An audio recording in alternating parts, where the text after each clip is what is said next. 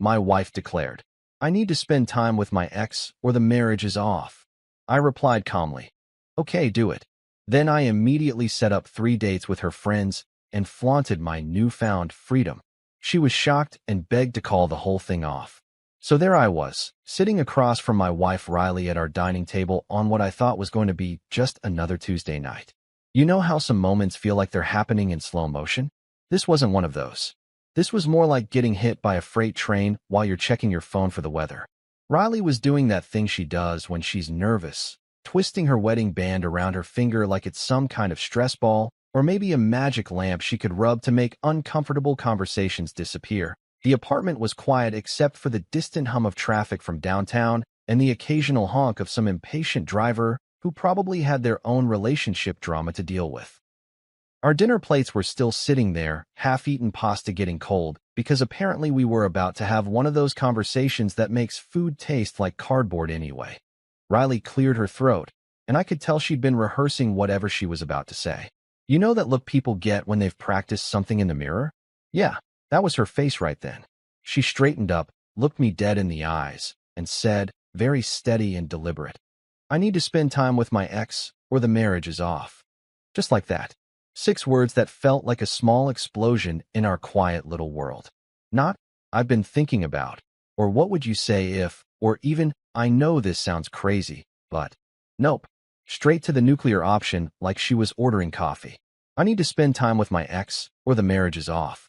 Period. End of discussion. Except it wasn't the end, was it? It was just the beginning of whatever the hell this was supposed to be. I sat there for what felt like an hour, but was probably only about 10 seconds, just processing what I'd heard.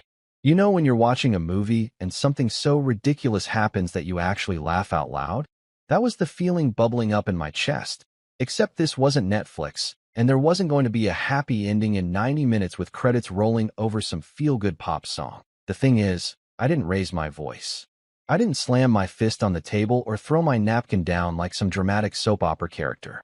I didn't even ask why, which probably threw her off more than anything else I could have done. I just looked at her, this woman I'd been sharing a bed and a Netflix password with for the past 3 years, and said, okay, do it. You should have seen her face. Her mouth opened just a little, like a door caught in the wind, and I could practically see the gears grinding in her head.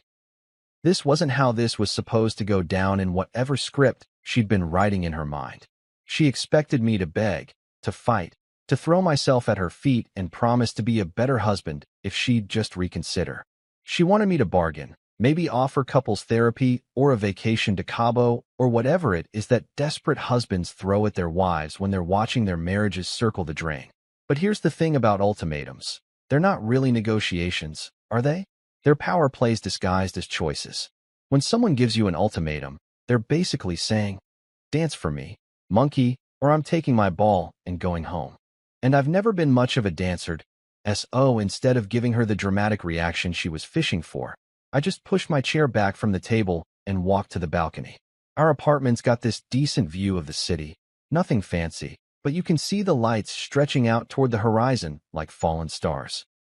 It's the kind of view that makes you feel small in a good way, like your problems are just tiny blips in this massive, chaotic, beautiful mess of humanity, all trying to figure their shit out, that I pulled out my phone and sent a text to my best friend Kaido.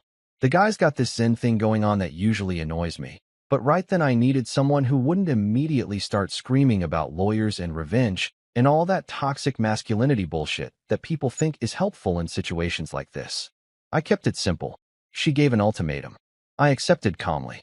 Kaido's response came back faster than I expected. Then keep your center. No drama. Only boundaries. See, this is why I like the guy. No 20 questions, no demands for details, no immediate advice about how I should handle my obviously crazy wife. Just keep your center. Like I'm some kind of martial arts master instead of a 32-year-old guy who can barely keep his houseplants alive. I stayed out on that balcony for maybe 20 minutes, just breathing and watching the city do its thing. Cars moving like blood cells through arteries. People in lit windows living their own little dramas, probably some of them having their own spend time with my ex or else conversations. It's funny how when your world's falling apart, everything else just keeps moving like nothing happened. When I finally went back inside, Riley was still sitting at the table, but now she had that look people get when they've just realized they might have miscalculated. You know, that expression that's half confusion and half panic. Like when you're playing chess and you suddenly notice your opponent's been setting up a trap for the last 5 moves. So that's it, she said, and I could hear the slight tremor in her voice. You're just going to let me go see him? You didn't ask permission, I said, sitting back down and picking up my fork like we were still having a normal dinner conversation. You gave me a choice between your ex and divorce.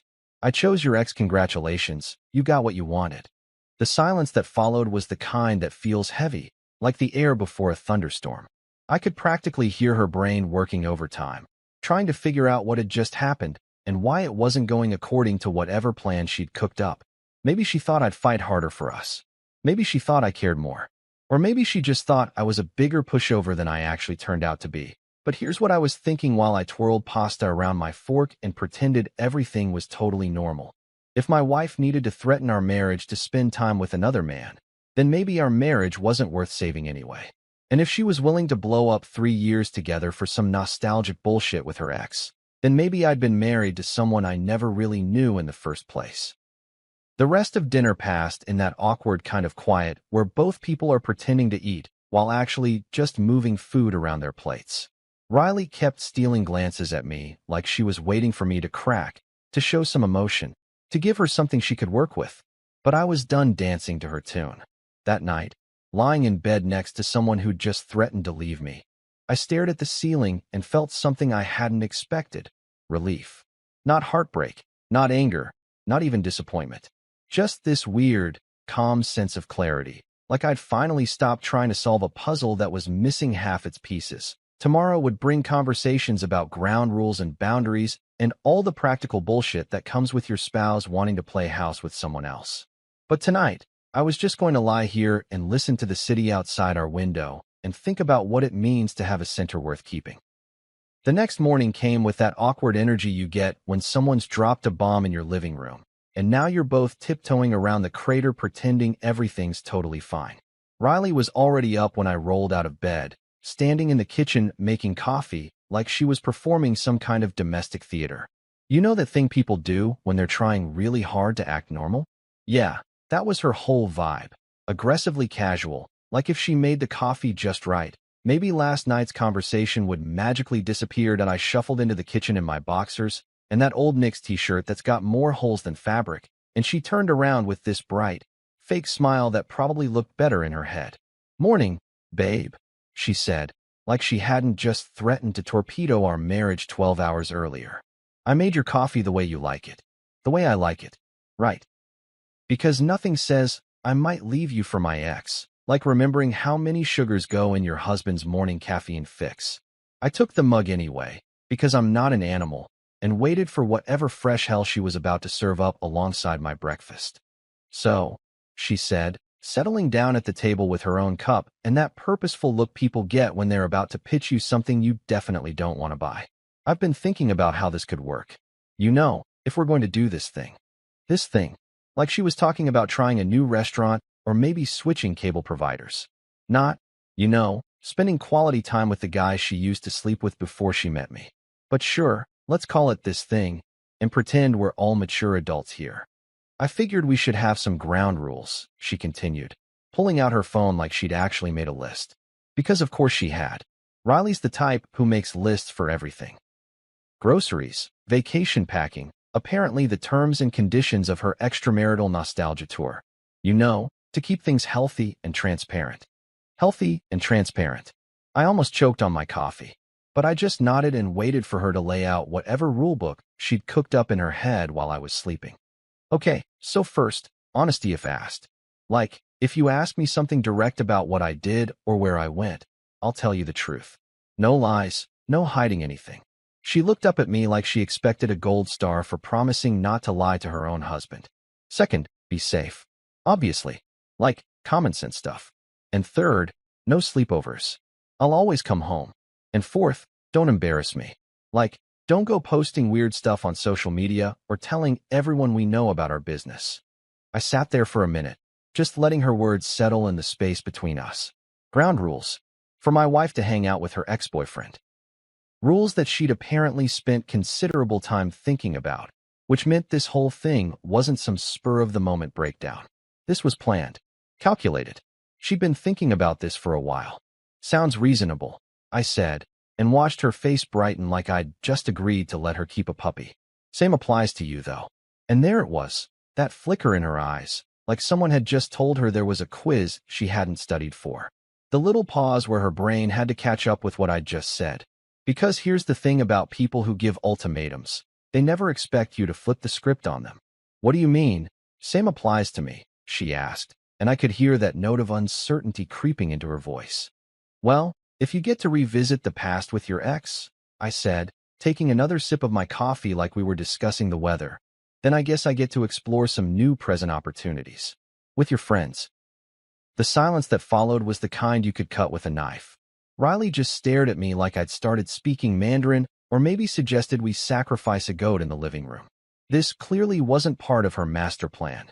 See, over the years, Riley had made sure to tell me exactly which of her friends had made comments about me. It wasn't malicious or anything.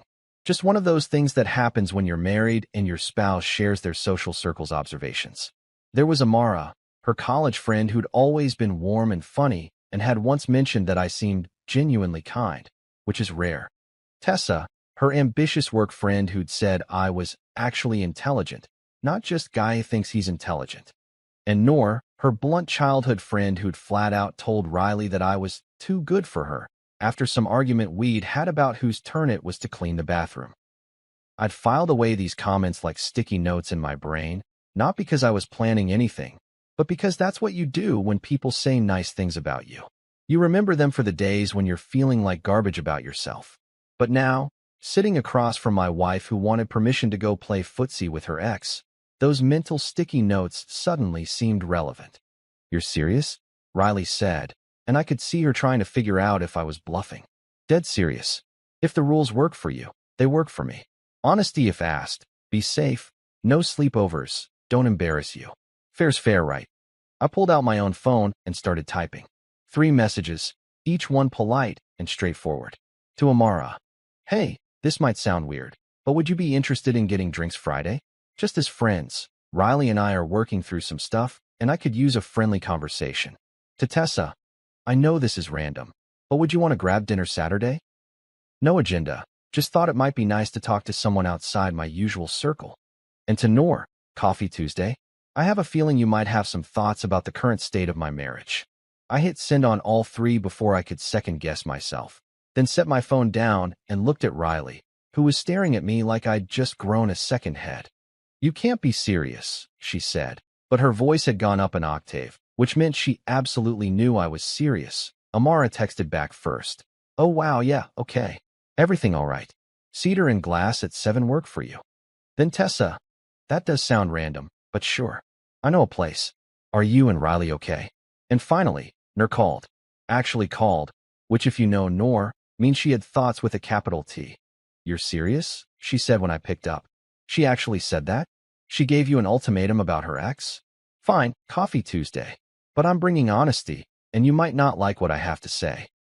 I hung up and looked at Riley, who had gone from confused to worried to something that looked suspiciously like panic.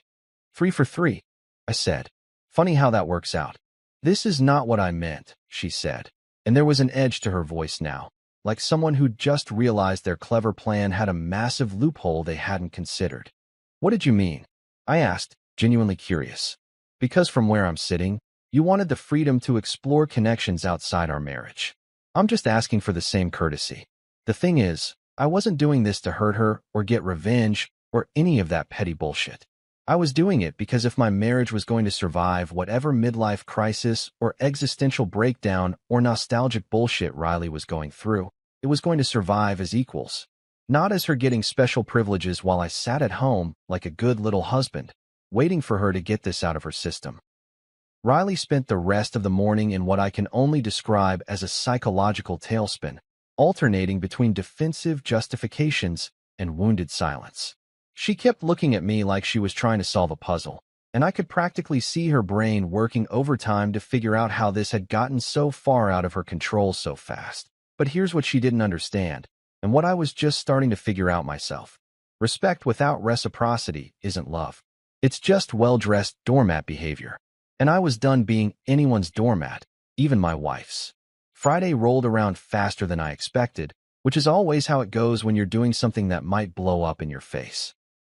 I spent the whole day at work trying to focus on quarterly reports and budget projections, but my brain kept drifting to this weird new reality where I was about to have drinks with my wife's friend, while said wife was probably somewhere across town rekindling whatever flame she thought she'd left burning with her ex-modern marriage. Folks, it's a real trip that I left the office around 6, which gave me just enough time to swing by my apartment and change out of my corporate monkey suit into something that said, I'm a normal human being having a normal conversation, instead of, I'm having a nervous breakdown disguised as a social experiment.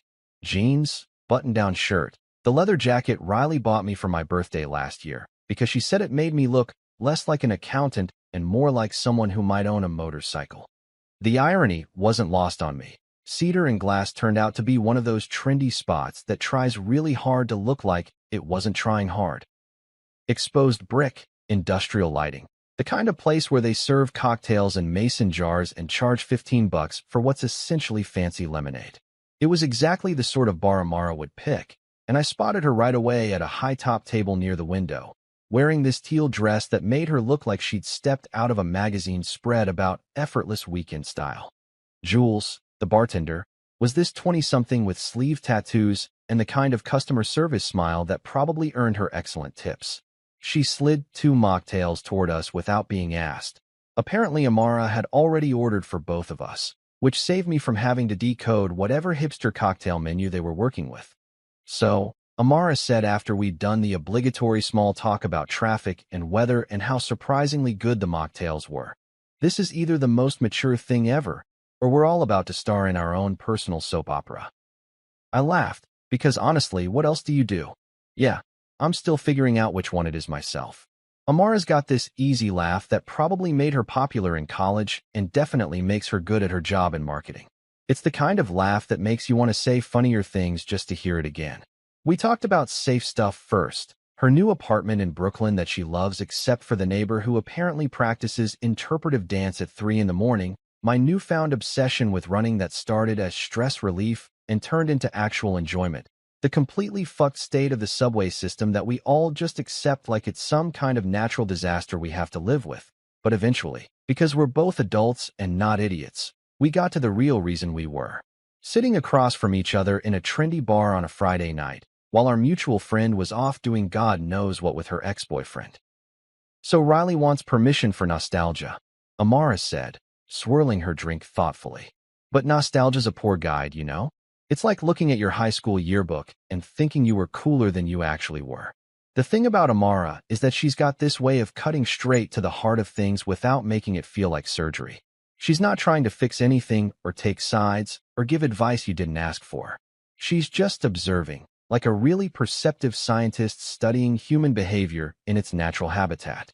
I think she's scared, I said, which surprised me because I hadn't really articulated that thought before. Not of losing me, exactly, but of, I don't know, being ordinary? Like maybe if she can prove she's still the kind of person her ex wanted, then she's still interesting. And what about you? Amara asked. What are you scared of? Honestly, I'm scared I've been married to someone I don't actually know. Like maybe the person I fell in love with was just really good at pretending to be someone else. We sat with that for a minute, watching the Friday night crowd flow around us. Couples on dates, friends celebrating the end of another work week, people trying to wash away whatever disappointments they'd collected over the past 5 days. It struck me that most of these people probably had their own versions of the same problems, just dressed up differently. You know what's funny? Amara said, Riley used to complain that you were too stable. Like, she'd say it wasn't a bad thing, but she'd mention how you never surprised her anymore. And I always thought, what kind of person complains about stability? Do you know how many people would kill for a partner who shows up consistently? This was news to me, and I filed it away in the growing folder of things my wife apparently discussed with everyone except me. But it also made a weird kind of sense. Maybe this whole thing wasn't about her ex at all.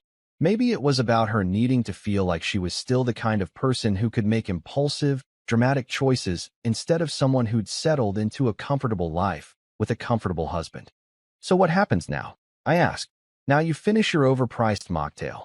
I finish mine, and we figure out if we actually like talking to each other or if this was just relationship trauma bonding. As it turned out, we did like talking to each other. Amara's got this sharp sense of humor and this way of seeing patterns in people's behavior that made the conversation feel less like a weird social experiment and more like hanging out with someone I should have gotten to know years ago. We talked about books. She's into those psychological thrillers where everyone's secretly terrible, while I prefer science fiction where at least the terrible people are fighting aliens. We discussed travel, specifically how everyone claims they want to backpack through Europe, but really they just want to post Instagram photos from places with good lighting. There was no kiss, no hand-holding, no moment where we gazed into each other's eyes and realized we were meant to be together. Just two people having an honest conversation about messy human relationships while consuming artisanal beverages. When the night wound down, we hugged goodbye like normal adults, and I walked to the subway with this message playing in my head. I can be kind and still have a spine. The train ride home gave me time to think about what had just happened. Not the surface-level stuff, having drinks with my wife's friend while she was out with her ex, but the deeper realization that I'd just spent 3 hours being myself without having to manage someone else's emotions or walk on eggshells around someone else's insecurities. When was the last time I'd done that with Riley? When I got home, Riley was waiting in the living room like a judge in a quiet courtroom, still in the dress she'd worn for her own evening out. She looked up when I walked in, and I could see her scanning my face for evidence of whatever she thought might have happened. "Did you sleep with her?" she asked, straight up, no preamble. "We agreed on boundaries," I said, hanging my jacket on the chair. "It was drinks and conversation. That's all." The air in the room turned colder than our refrigerator, and I realized that my calm, honest answer was somehow more threatening to her than if I'd come home with lipstick on my collar and a guilty expression. Because if I could go out, have a good time, and stick to the rules we'd both agreed on, then what excuse did she have for whatever line she might be tempted to cross? I went to bed that night thinking about stability and surprises, about the difference between being boring and being reliable, and about whether the person lying next to me actually wanted a husband or just wanted someone to react dramatically to whatever chaos she decided to create. But mostly, I thought about how good it felt to have a conversation where I didn't have to be anyone other than exactly who I am. Saturday morning hit me like a hangover, except instead of too much tequila, I was dealing with the aftermath of my wife's social circle losing their collective shit over my Friday night beverage consumption with Amara. I woke up to my phone buzzing like an angry wasp, and before I'd even had my first cup of coffee, I was fielding calls from people who apparently had very strong opinions about my life choices. The first salvo came from Jordan, Riley's brother, who called at exactly 9:30 a.m. because he's the type of guy who thinks being up early gives him some kind of moral authority. Jordan's always been one of those dudes who peaked in high school and never quite figured out that the rest of us moved on from caring about who was dating whom and why. He's got this voice that sounds like he's perpetually disappointed in everyone around him, which I guess makes sense when you're 33 and still living in your mom's basement while figuring things out. "Yo, what the hell, man?" he said, skipping right past any normal greeting. "Riley told me you're dating her friends now? That's some cold shit, even for you. Even for me."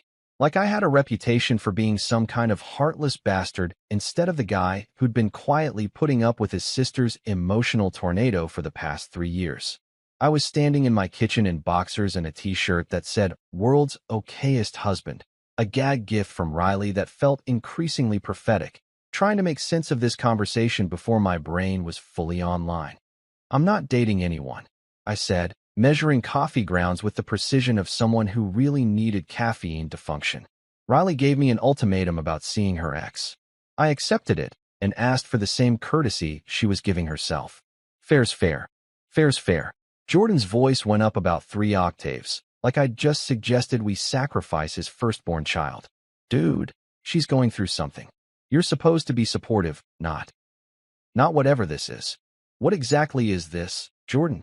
I asked, genuinely curious about how he was going to spin my having a completely innocent conversation over mocktails into some kind of betrayal.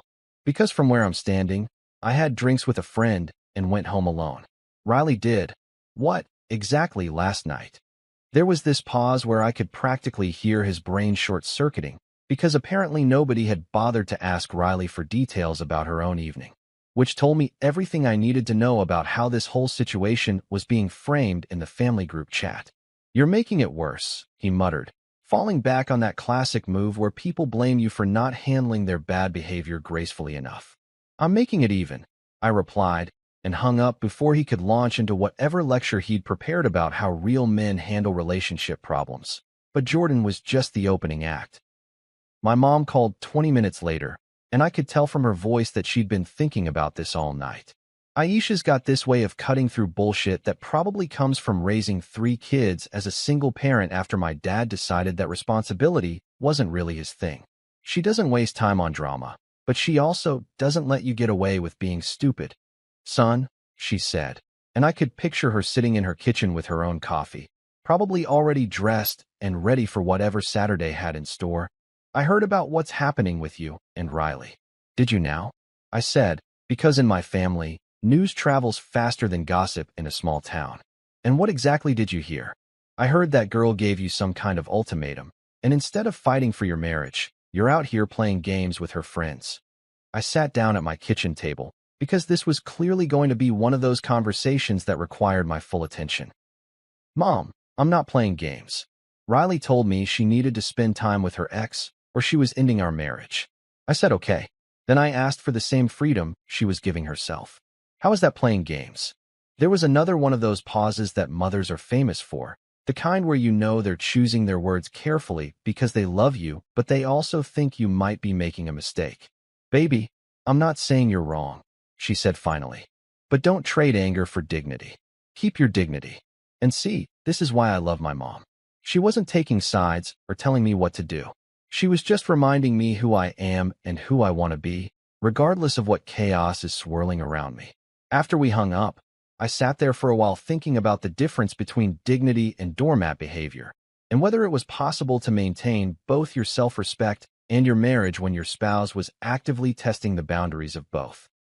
The third hit came via text from Bianca, our wedding planner, who was apparently living in some parallel universe where Riley and I were still happily planning our upcoming nuptials instead of conducting some kind of social experiment about the limits of marital flexibility. Her message was all business. "Hi, just checking in about the menu tasting next week and the final headcount for the venue. Also, the florist needs the deposit by Monday or we'll lose the date. Let me know what works."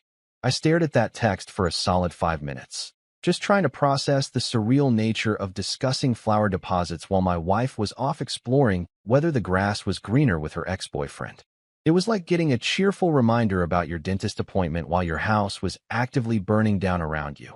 But here's what hit me while I was looking at Bianca's perfectly professional message about our perfectly planned wedding.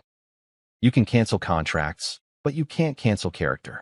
All these vendors and venues and carefully coordinated details could be undone with a few phone calls and some financial penalties. But the person you choose to be when everything goes sideways? That's the only thing that actually matters when the dust settles." Riley spent most of Saturday in what I can only describe as a feedback loop of emotional processing. She'd be defensive for an hour, explaining why her situation was completely different from mine and how I was being unfair by applying the same rules to both of us. Then she'd go quiet for a while, usually while scrolling through photos on her phone, old vacation pictures, I assumed, or maybe text conversations with her ex that she was analyzing for hidden meaning. Then she'd cycle back to defensive, like she was trying to talk herself into believing her own justifications. Around 3 in the afternoon, I found her on the couch with her laptop open, scrolling through what looked like old social media posts. She had that expression people get when they're trying to recreate a feeling they remember having but can't quite access anymore, like someone desperately trying to remember the lyrics to a song that made them happy in high school. "Find anything interesting?" I asked, settling into the chair across from her. "Just memories," she said, not looking up from the screen. "Remember when everything felt simpler? I remember when we didn't have to negotiate the terms and conditions of our marriage like it was a business contract," I said, which probably came out harsher than I intended. But honestly, I was getting tired of pretending this was all totally normal. She looked up at me then, and for a second I saw something that looked like the person I'd fallen in love with. Uncertain, a little scared, Maybe finally starting to realize that actions have consequences even when you really, really don't want them to. I didn't think you'd actually do it, she said quietly. Go out with Amara, I mean. And I didn't think you'd actually give me an ultimatum about spending time with your ex, I replied. But here we are. That night, I made dinner for one and ate it slowly, thinking about how marriage was supposed to be about building something together, not about one person constantly testing whether the foundation could handle whatever new weight they decided to throw on it.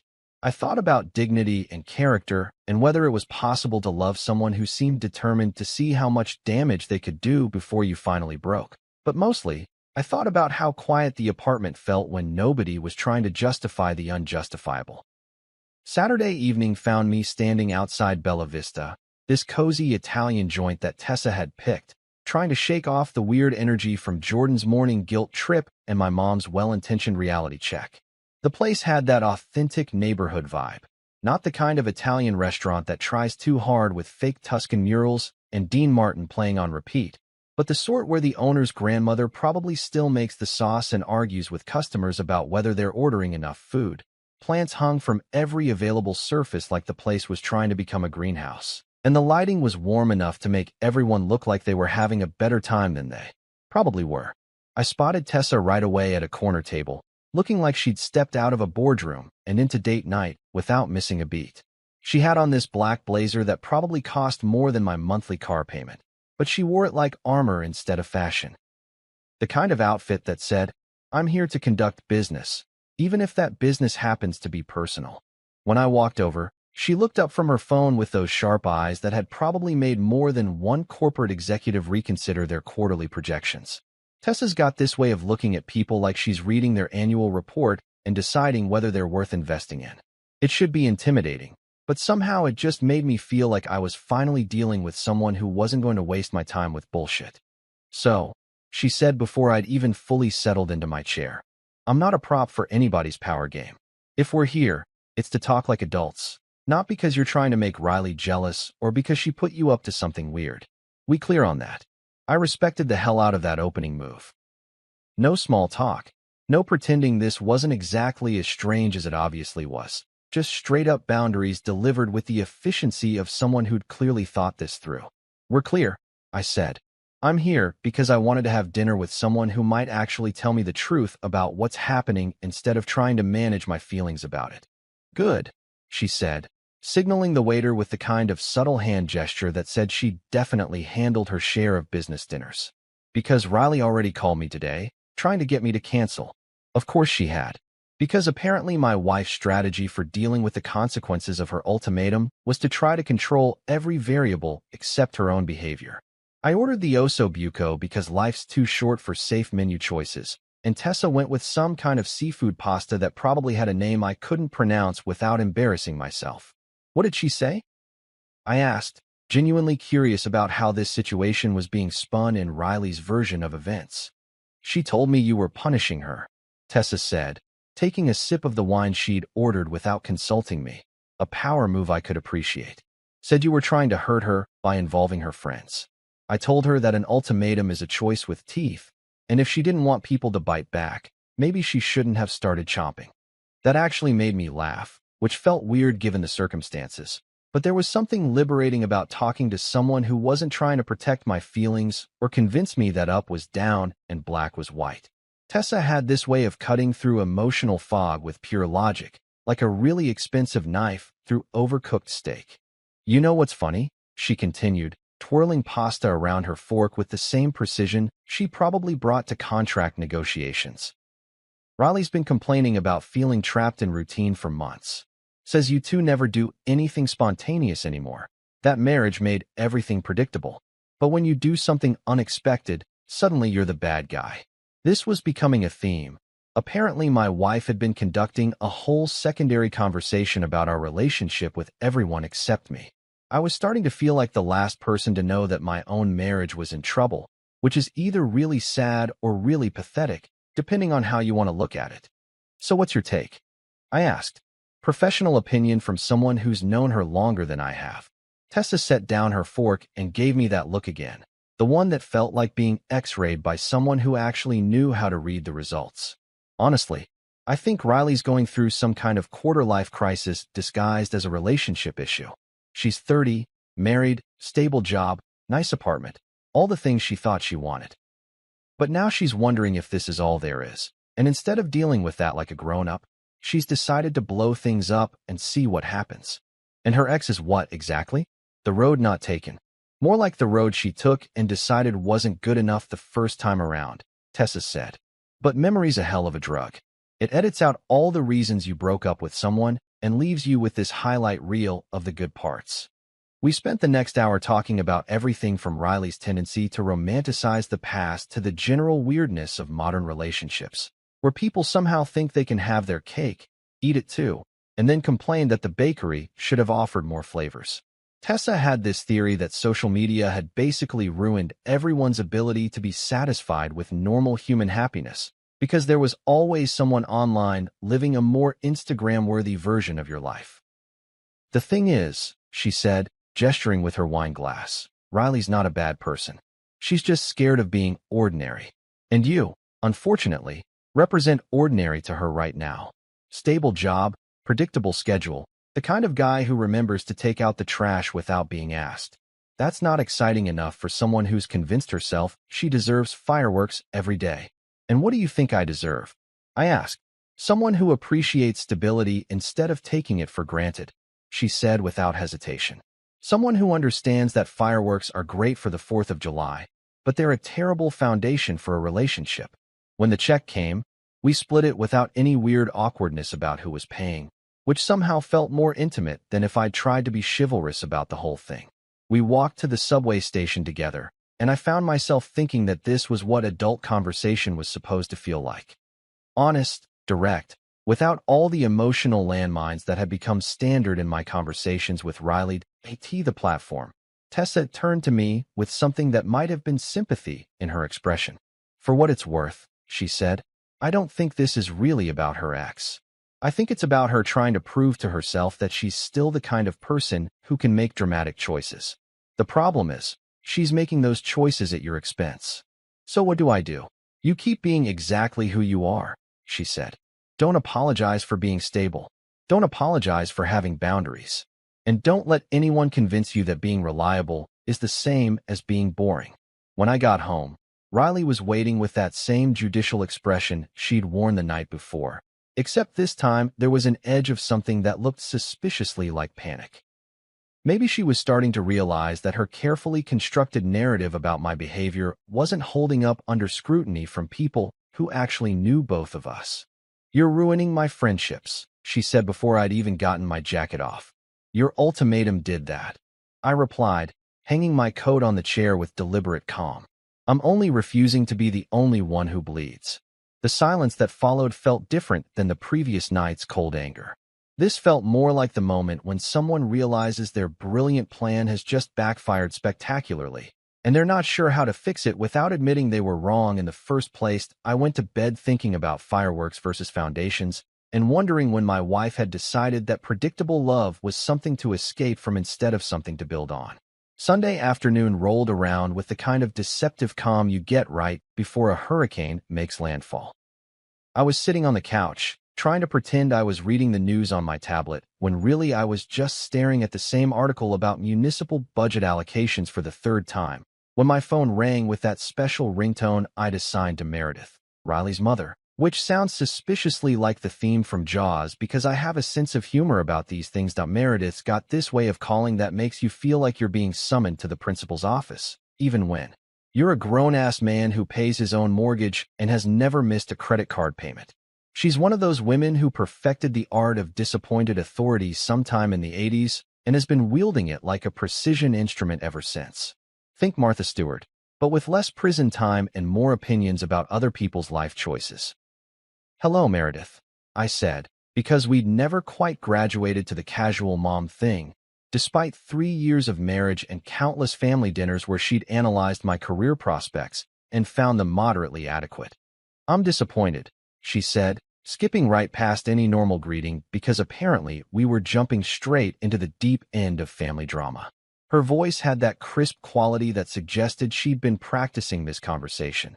probably while doing whatever it is that mothers-in-law do on Sunday afternoons when they're not calling to lecture their daughters' husbands about their moral failings. In what, specifically? I asked, because I've learned that when dealing with Meredith, precision is your friend. Give her an inch of ambiguity and she'll turn it into a mile-long dissertation about character flaws you didn't even know you had. Riley is going through a difficult time right now, she said, settling into that tone she probably used when Riley was 16 and had come home past curfew with some story about studying at the library. She's fragile, and instead of being supportive, you're out gallivanting with her friends like some kind of revenge fantasy. Gallivanting. Jesus Christ. Like I'd been out there doing the tango in public squares instead of having civilized conversations over dinner and drinks. But this was classic Meredith. Take a situation, add a few loaded words, and suddenly you're the villain in someone else's soap opera. Be the bigger person, she continued, warming up to what was clearly going to be a lengthy speech about my various shortcomings as a husband. That's what marriage is about. Sacrifice, understanding, putting your partner's needs ahead of your own selfish impulses. I sat there for a second, just letting that sink in. Selfish impulses. Because apparently asking for the same courtesy your spouse demands for herself is now considered selfish. I wondered if Meredith had applied this same logic when her own husband, Riley's father, had decided that his midlife crisis required a 25-year-old secretary and a red convertible, but I figured that was probably not the time to bring up ancient family history. Is being bigger the same as having no boundaries? I asked, genuinely curious about how this was supposed to work in practice. Because I'm trying to understand the rules here, Meredith. Riley gives me an ultimatum about spending time with her ex, and I'm supposed to just, what exactly? Sit at home, knitting while she figures out if the grass is greener with someone else. There was this pause where I could practically hear her recalibrating her approach, probably realizing that the guilt trip wasn't landing quite the way she'd planned. Meredith's smart. She didn't get to be the queen bee of her social circle by being stupid, but she's also used to people folding under pressure, especially men who want to keep the peace with their wives' families. She didn't really mean spend time with her ex like that, she said, which was such obvious bullshit that I almost laughed out loud. She's just exploring her feelings. It's healthy to examine your past relationships so you can move forward with clarity. She said it exactly like that, Meredith. I need to spend time with my ex or the marriage is off. Those were her exact words. Would you like me to play you the recording? I wasn't actually recording conversations with my wife. I'm not that paranoid yet. But the threat seemed to shut down that particular line of revisionist history pretty effectively. You're being deliberately obtuse, she said, falling back on that classic move where people accuse you of misunderstanding when really they just don't like what you understood perfectly well. After I hung up, politely, because I'm not an animal, I sat there thinking about the weird psychology of families and how they work. Meredith wasn't really calling to defend Riley's right to hang out with her ex-boyfriend. She was calling because her daughter's marriage falling apart reflected poorly on her own parenting, and if she could just convince me to be more accommodating, maybe this whole mess would resolve itself without anyone having to admit that maybe, just maybe, Riley was handling this like a teenager instead of a grown woman. Monday morning brought its own special brand of surreal normalcy. I dragged myself to the office, went through the motions of caring about quarterly projections and client deliverables, and tried to pretend that my personal life hadn't turned into some kind of social experiment about the limits of marital flexibility. Around 11, Mr. Okafor stopped by my desk with that look supervisors get when they're trying to figure out if you're about to become a HR problem. You look tired but steady, he said, which was probably the most accurate assessment anyone had given me all week. Steady is good. Mr. Okafor is one of those guys who understands that personal drama and professional performance don't have to bleed into each other, as long as you can compartmentalize effectively. He's been married for 23 years, has 4 kids, and probably has his own opinions about what constitutes reasonable behavior in a marriage. But he's also smart enough to know that offering unsolicited advice to subordinates is a good way to end up in sensitivity training. Thanks, I said, because sometimes the best response is just acknowledgement. I'm working on maintaining that steady part. Good man, he said, and walked away, leaving me with the oddly comforting thought that at least someone in my life wasn't trying to convince me that black was white and up was down. That afternoon, I did something that probably sounds pathetic, but felt necessary. I sat down with a notebook and actually wrote out my thoughts about this whole situation, like some kind of middle-aged man keeping a diary. But sometimes you need to see your thoughts on paper to figure out what you actually think about them. Respect without reciprocity is self-erasure. I wrote, and then underlined self-erasure twice because it felt important. Because that's what everyone seemed to be asking me to do. Erase myself for the sake of keeping the peace. Pretend that my needs and boundaries didn't matter as long as Riley felt supported in whatever identity crisis she was working through. That I thought about Meredith's phone call and how it perfectly illustrated the double standard that seemed to be operating here.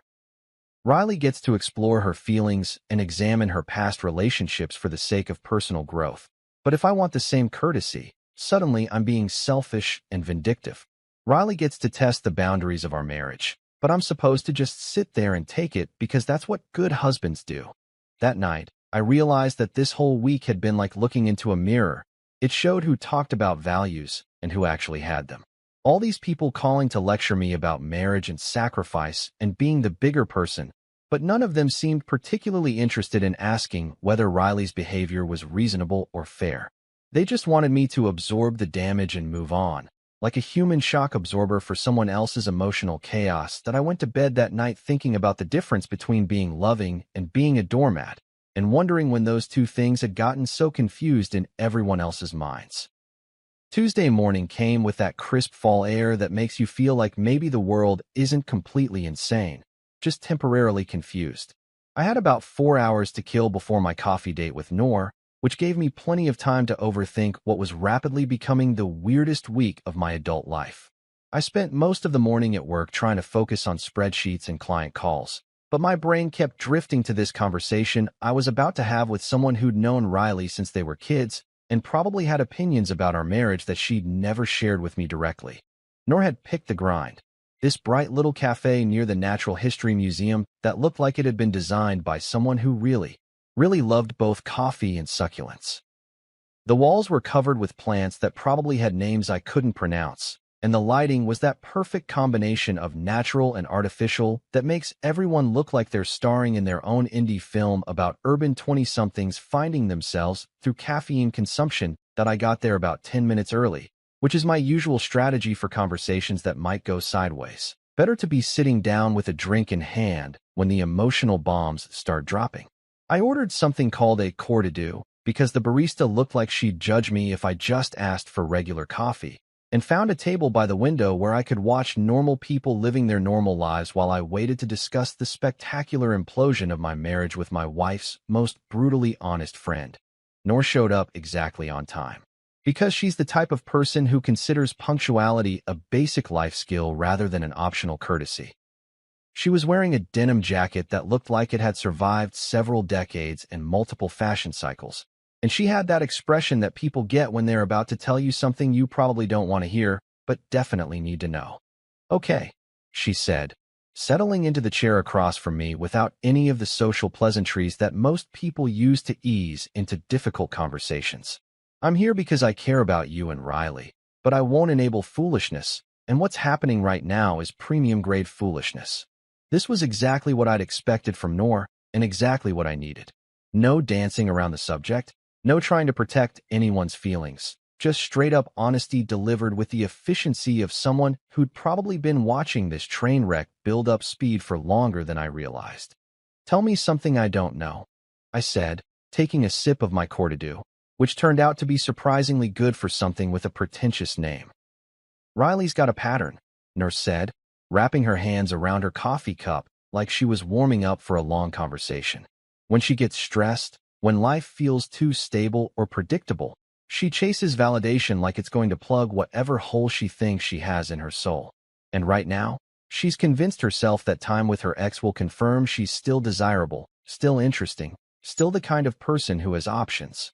This lined up with what Tessa had said about Riley's quarter-life crisis, but hearing it from someone who'd known her since they were both wearing braces and worrying about algebra tests gave it a different weight. Noor wasn't analyzing Riley from the outside. She was speaking from 2 decades of friendship and probably more late-night phone calls about relationship drama than I wanted to think about. "But here's the thing," Noor continued. she's going to come home emptier than when she left. Because nostalgia is like junk food for your emotions. It tastes good going down, but it doesn't actually nourish anything. And her ex? He's probably just as confused about what he wants as she is. So what am I supposed to do with that information? I asked, genuinely curious about whether this was leading toward advice or just observation. You keep being exactly who you are, she said, which seemed to be the consensus among Riley's friends, assuming they weren't all just telling me what they thought I wanted to hear. Don't apologize for having boundaries. Don't apologize for refusing to play games. And definitely don't apologize for treating this situation like the two-way street it actually is. We spent the next hour talking about Riley's history of relationship drama, and I started to see a pattern that probably should have been obvious earlier. There was the college boyfriend she'd cheated on because she needed to know if she was missing something. The guy after graduation she'd broken up with because he was too available, and she needed someone who would challenge her more. The pattern seemed to be that whenever Riley felt secure in a relationship, she found a way to create chaos just to feel like she was still in control of her own story. The irony, Noor said, stirring her coffee thoughtfully, is that you're probably the most emotionally stable person she's ever dated, which is exactly what she said she wanted after all the drama with her exes. But now that she has it, she's bored. She wants the security of a stable relationship and the excitement of uncertainty, and she hasn't figured out that you can't have both. And what about you? I asked. How does this affect your friendship with her? Noor gave me this look that was part affection and part exasperation, like a parent watching their kid make the same mistake for the 10th time. I love Riley, but I'm not going to co-sign her bullshit. I told her last week that giving you an ultimatum was manipulative and stupid, and if she wanted to explore whether she'd made the right choice marrying you, there were better ways to do it than threatening to blow up your marriage. What did she say to that? She said I didn't understand because I've never been married. Noor laughed, but it wasn't a happy sound. Like being single automatically disqualifies me from recognizing emotional manipulation when I see it.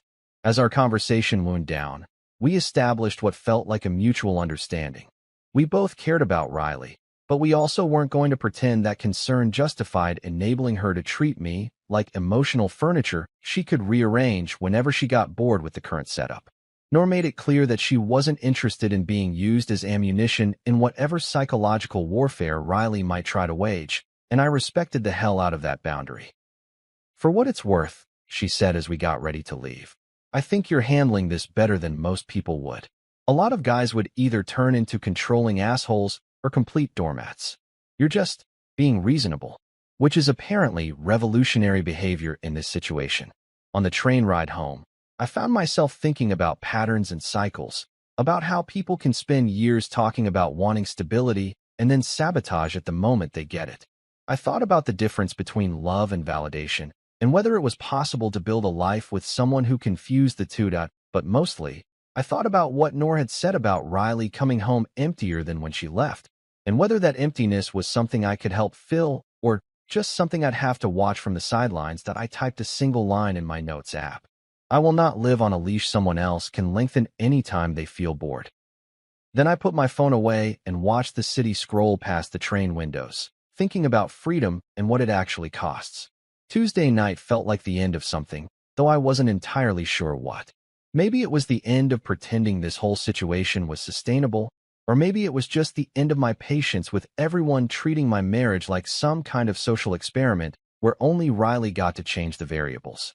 Either way, when I walked into our apartment after my coffee with Noor, I knew it was time to stop dancing around the elephant in the room and actually have the conversation we'd been avoiding since this whole mess started. Riley was sitting on the couch, scrolling through her phone with that particular brand of aggressive casualness that people use when they're trying really hard to look like they're not waiting for you to come home so they can have a fight. She looked up when I walked in, and I could see her scanning my face for evidence of whatever she thought had happened during my afternoon with Noor. It was becoming a pattern, this forensic analysis of my expression every time I came back from spending time with one of her friends, like she was looking for proof of some crime I hadn't actually committed.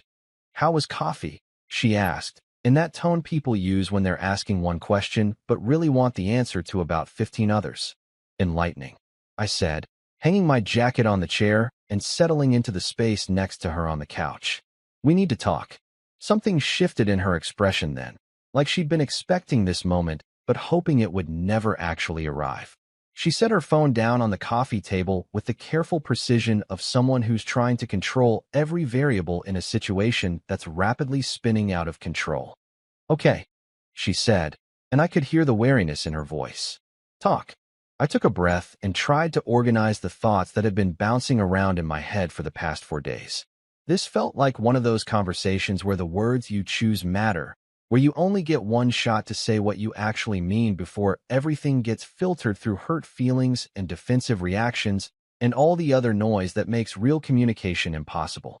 "I want us to sit on the floor," I said, which probably sounded weird, but something about being on the same level felt important. "No phones, no distractions. Just us." Riley looked at me like I'd suggested we conduct the conversation in interpretive dance, but she followed my lead, settling cross-legged on the living room rug like we were about to have some kind of meditation session instead of what was probably going to be the most important conversation of our marriage. "Here's the thing," I started, looking directly at her because this felt like the kind of moment where eye contact mattered. "You asked for time with your ex, or the marriage is off. I accepted. I matched the rules. And now I'm ending the freedom on my side. And I'm ending the marriage plan too." Her eyes went wide, like someone had just told her there was a pop quiz she hadn't studied for. "What do you mean, ending the marriage plan?"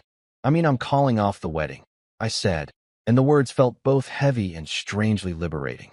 "I'm canceling vendors, splitting deposits, returning gifts. All of it." The silence that followed was the kind that feels loud, like the moment right after a thunderclap when your ears are still ringing. I watched Riley process what I'd just said, saw her expression cycle through confusion, then panic, then something that looked like anger trying to disguise itself as hurt. "You can't be serious," she said, but her voice had gone up an octave, which meant she absolutely knew I was serious. "Dead serious. You gave me an ultimatum about spending time with another man or ending our marriage. I accepted both parts of that deal. You want to explore whether you made the right choice with me? Fine. But you don't get to do that while I'm planning our wedding and pretending everything's normal." Tears started then, which I'd been expecting. Riley's got this way of crying that's both genuine and strategic, real emotion that she's learned to weaponize when other tactics aren't working. But I'd had 4 days to think about this, for days of conversations with her friends who all seemed to understand what she was doing even if they weren't willing to call it manipulation to her face.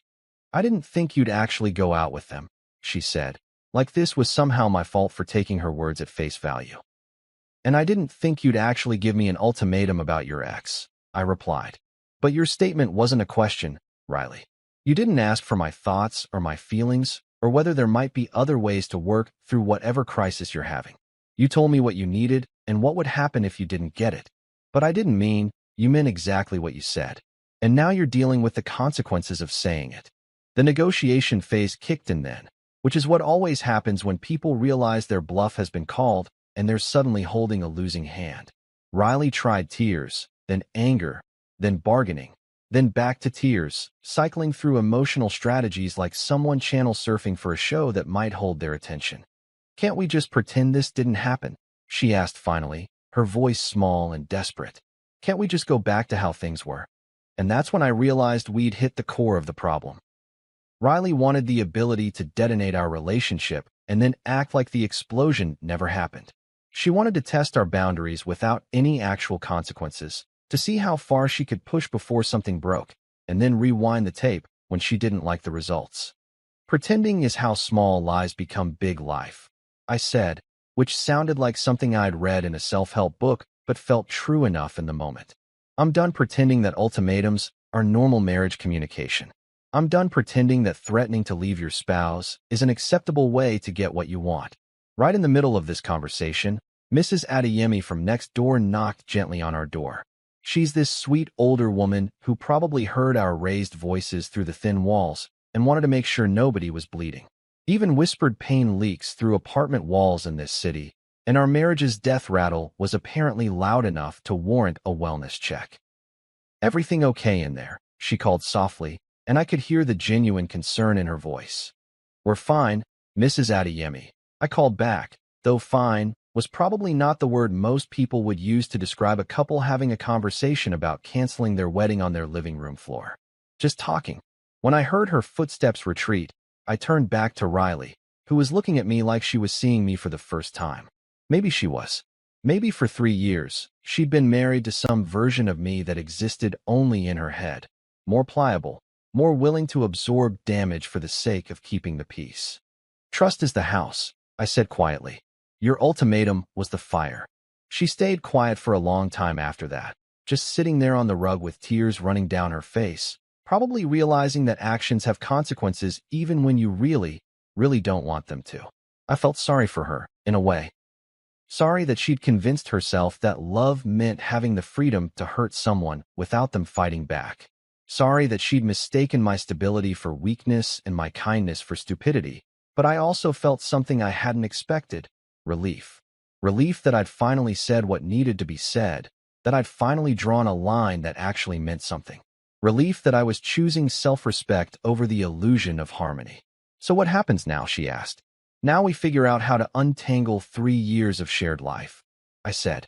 And you figure out what you actually want instead of what you think you should want.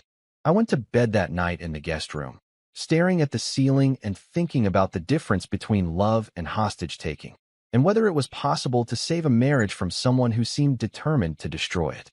Wednesday morning felt like the first day of a new job, one I'd never applied for and definitely didn't want, but here I was anyway, about to become an expert in the fine art of dismantling a life I'd spent 3 years building.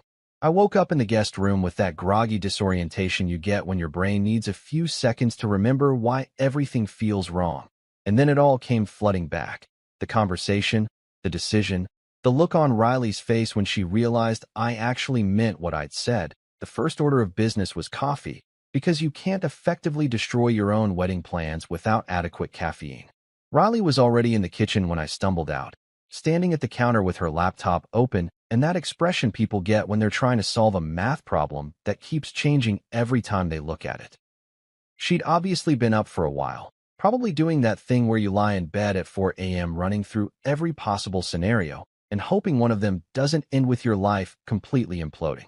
I started a list, she said without looking up, which was probably the most practical thing either of us had said since this whole mess began. Vendors, deposits, that kind of thing. I poured myself coffee and looked over her shoulder at the spreadsheet she'd created, which was color-coded and alphabetized because even in crisis, Riley's the type of person who organizes her emotional breakdowns. She'd listed everything from the photographer to the florist to the string quartet we'd hired for the ceremony, complete with deposit amounts and cancellation policies that I'd never bothered to read, because who plans for their wedding to implode 6 weeks before the date? Bianca sent this yesterday, Riley said, turning the laptop toward me. She needs to know about final head counts and the cake tasting we're supposed to do Friday. Bianca's email looked like a medical bill for a body we couldn't save, line items for services that would never be rendered, deposits for a future that was evaporating in real time. The subject line read, "Final details, so excited," with enough exclamation points to power a small city, which would have been funny if it wasn't so depressing. I'll call her, I said, because someone had to be the adult here, and apparently that someone was going to be me. The conversation with Bianca was exactly as uncomfortable as you'd expect. She went through the 5 stages of grief in about 90 seconds. Denial. Are you sure you can't work this out? Anger. Do you have any idea how much work I've put into this? Bargaining. What if we just postponed for a few months? Depression. This is such a shame. You two seemed so happy. And finally, acceptance. I'll send you the cancellation paperwork. These things happen more than you'd think, she said at the end, which was either meant to be comforting or was just her way of processing the fact that she'd spent 6 months planning a party that was never going to happen. I had a couple last year who called it off because they couldn't agree on whether to serve fish or chicken. At least you have better reasons. Better reasons. Right. Because my wife gave me an ultimatum about spending time with her ex was somehow more dignified than arguing about wedding entrees.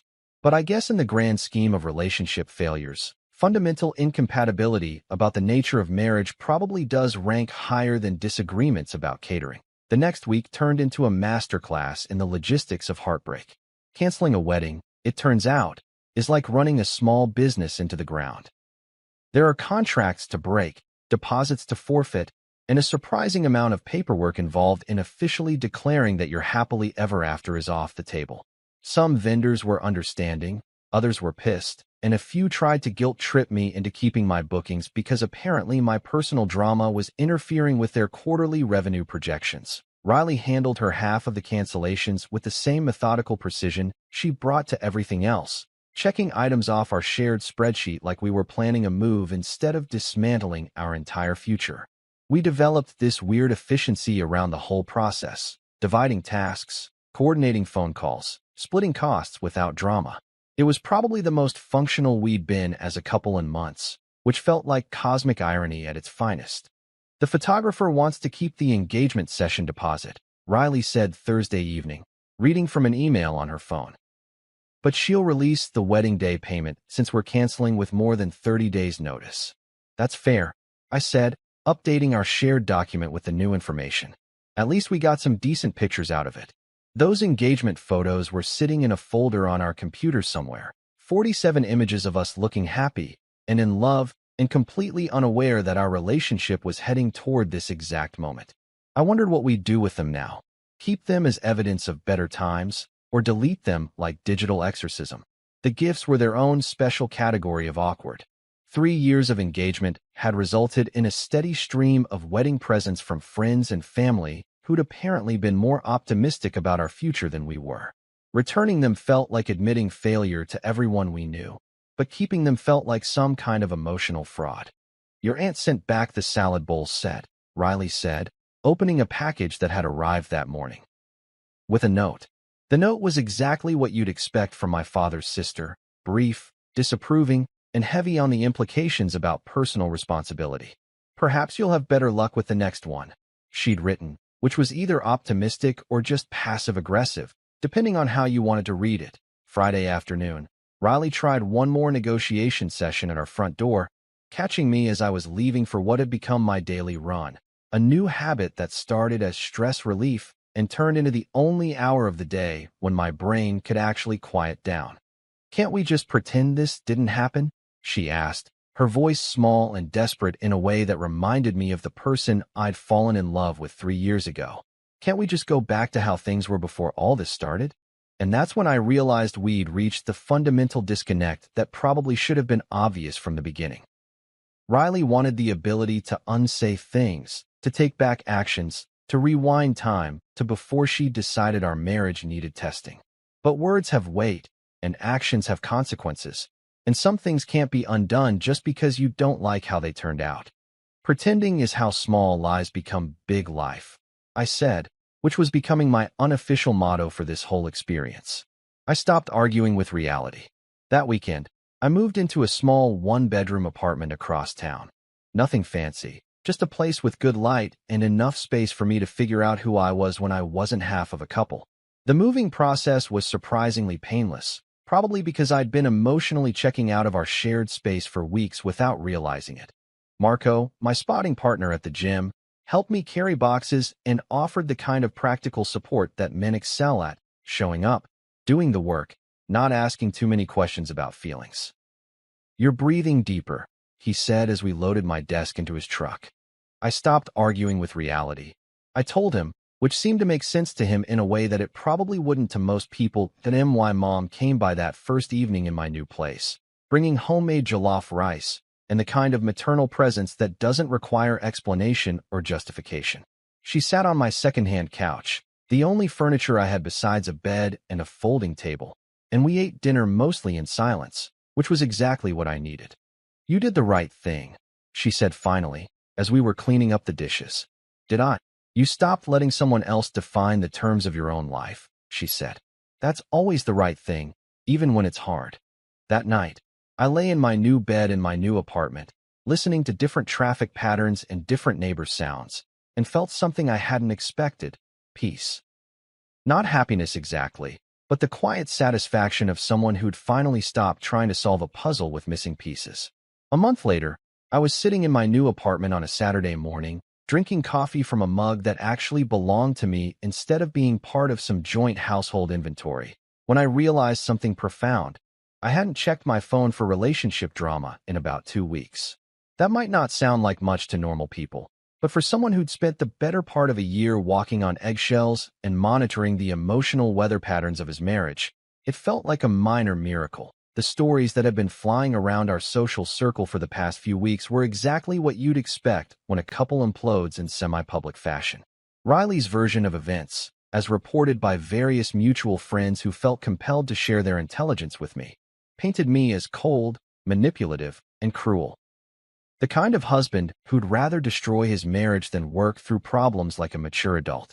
According to her narrative, I'd weaponized her friends against her and turned a simple request for emotional space into some kind of psychological warfare campaign. It was actually kind of impressive, in a twisted way, how she'd managed to reframe giving me an ultimatum about spending time with her ex as her being vulnerable and me being vindictive.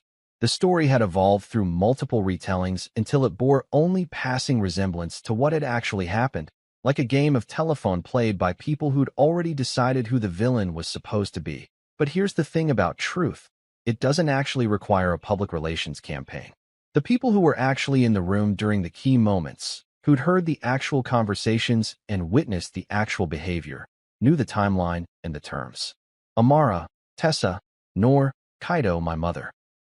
They'd all been present for various pieces of this puzzle, and their version of events aligned with reality in a way that Riley's increasingly elaborate revisionist history didn't. That I wasn't dating anyone, which seemed to disappoint people who were expecting me to immediately rebound into some dramatic romantic storyline. The truth was, I was enjoying the radical concept of not having to negotiate the basic terms of my existence with someone who kept changing the rules. I ran at sunrise, cooked dinner for one, read books without someone asking me what I was thinking about every 5 minutes, and slept through the night without someone tossing and turning next to me while composing mental lists of everything wrong with our relationship. The running had become something more than stress relief. It was my daily reminder that forward motion was possible, that you could cover actual ground instead of just running in place while someone else changed the destination. I'd started with barely making it around the block without wheezing like a chain smoker. But by the end of that first month, I was doing 5-mile loops through the park and actually enjoying the rhythm of it, the way your mind clears when your body finds its pace. Cooking for one turned out to be its own kind of meditation. No negotiating what to eat, no accommodating dietary restrictions that changed based on whatever wellness trend Riley was following that week, no pretending to enjoy quinoa salads that tasted like disappointment. Just me, simple ingredients, and the satisfaction of making something good without having to justify my choices to anyone else. One evening, while I was plating homemade pasta and actually taking time to make it look nice instead of just shoveling food into my face while scrolling through my phone, Noor texted me a photo of a sunset from wherever she was that week. Some business trip to Portland or Seattle, one of those Pacific Northwest cities where everyone's aggressively outdoorsy and the coffee shops outnumber the residents. "You okay?" she wrote, which was both a genuine check-in and probably her way of seeing if I was ready to talk about what had happened without immediately turning it into some kind of therapy session. "I'm not performing okay anymore," I wrote back. "I am okay." And that felt like the most honest thing I'd said in months. Because there's a difference between being okay and performing okay for other people's comfort, between genuine peace and the kind of forced positivity that's really just denial wearing a happy face. I'd spent years of my marriage performing emotional stability for Riley's benefit, pretending that her chaos was normal and manageable, that ultimatums were just another form of communication in healthy relationships. The simple rule I'd learned was this: love cannot survive inside ultimatums, and marriage cannot begin with threats. You can't build something lasting on a foundation of conditional affection, where someone's love for you depends on your willingness to accept whatever terms they decide to impose. Real love, the kind that actually works long-term, requires mutual respect, consistent boundaries, and the understanding that partnership means working together towards shared goals, not one person constantly testing whether the other will break. That I thought about Riley sometimes, usually late at night when the apartment was quiet and my mind wandered toward what-if scenarios and alternate endings. I wondered if she'd figured out what she was actually looking for, or if she was still chasing validation like it could fill whatever emptiness had convinced her that our marriage wasn't enough.